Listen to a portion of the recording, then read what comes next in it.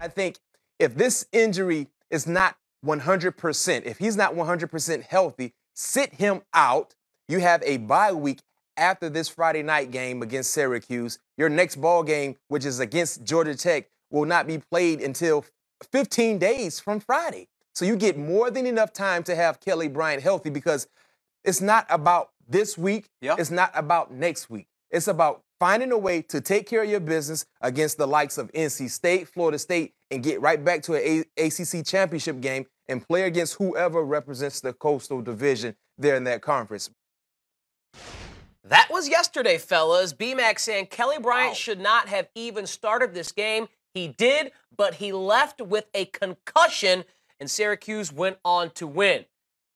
I got to give a lot of credit to the Syracuse offense for what they were able to do against Clemson's top-notch defense. Kelly Bryant had nothing to do with that, but it was a 17-14 Syracuse lead late in the second quarter when Bryant suffered the injury and had to leave the game. How much of this loss, if any of it at all, do you place on Dabo Swinney's decision to start Bryant, who wasn't dealing with a concussion leading up to the game, but was not quite 100%?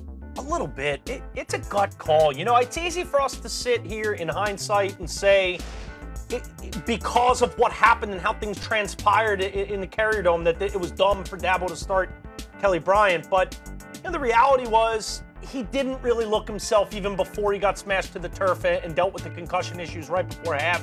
He did not look like the same player from earlier in the season with that explosiveness once he broke the pocket. He looked tentative.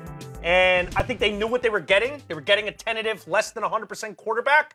But they felt like that's what gives them the best chance to win. When you're ranked number 2, you're seeking to defend your title.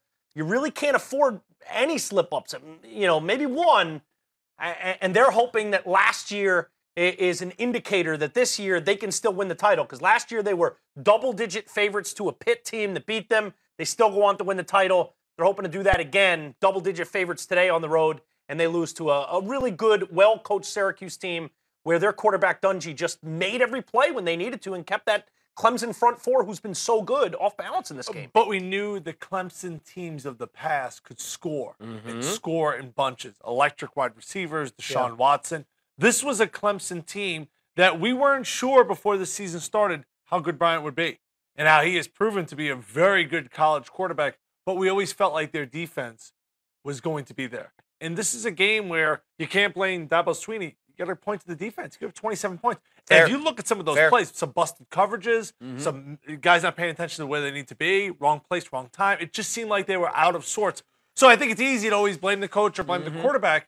But this is a game where your defense has to carry it. You win this game 24-21. Like, you can't let Syracuse, who has shown at times to spread you out and score points throughout the year, but this is a game where you need your defense to carry you, and that was supposed to be their identity this year. That's where I give Eric Dungy a lot of credit. You know, he played clean football, didn't throw any picks, 3 touchdowns, and I think his athleticism and his ability to keep making plays really exhausted the Clemson front four and defense. They were worn out, they were tired, and they just couldn't keep up with Dungy and the Syracuse offense.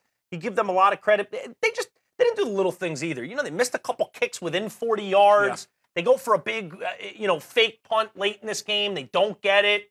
And Dabo was trying to make something happen. It just, at times when he was dialing up all the right stuff and pushing all the right buttons against Alabama at times in a couple consecutive national championship games, it just didn't work for him tonight. Something was just not there. And that's where I think you got to give Syracuse a lot of credit. I think you had more people rooting for Syracuse football tonight maybe than any other football game Syracuse has ever played in the history of their program. What I mean by that is TCU, Wisconsin, Auburn, Ohio State. Now all of a sudden, and I'm starting to leak into undefeated as well as one-loss teams. Now all of a sudden they go, oh, Clemson goes, we got a shot again, boys. I mean, you have whole states watching this game, not just Dan Kramer up there at his desk here at Stadium. Sorry, Dan. But I know you were life and death in this game. But I mean, more people were caring about Syracuse football more so than anybody. Our own Dave Ross, just diehard Syracuse and Virginia and NC State and VCU and Virginia Tech fan. Yeah, huge fan. It's one of like his 6 teams. He was probably crushed. He was probably, very exhilarated, I should say, tonight.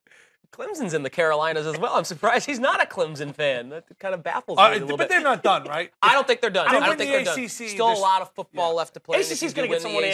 I Good think. chance. But back to BMAC's point, now you wonder if this injury for Bryant excludes him from playing their next game or the game after that. If he's dealing with the lingering issues from the ankle And the injury ankle, and yeah. then Yeah, this yeah. concussion, if he doesn't play in this game, he doesn't suffer the concussion. Now, you can't tell that, obviously, but maybe he gets back to 100% health for that next game. Maybe they lose anyway if Kelly Bryant doesn't start this game, but certainly a shocking They weren't outcome gangbusters when he in the was in Carrier there. Dome. No, they were not. They were losing when he took the hit that suffered the concussion.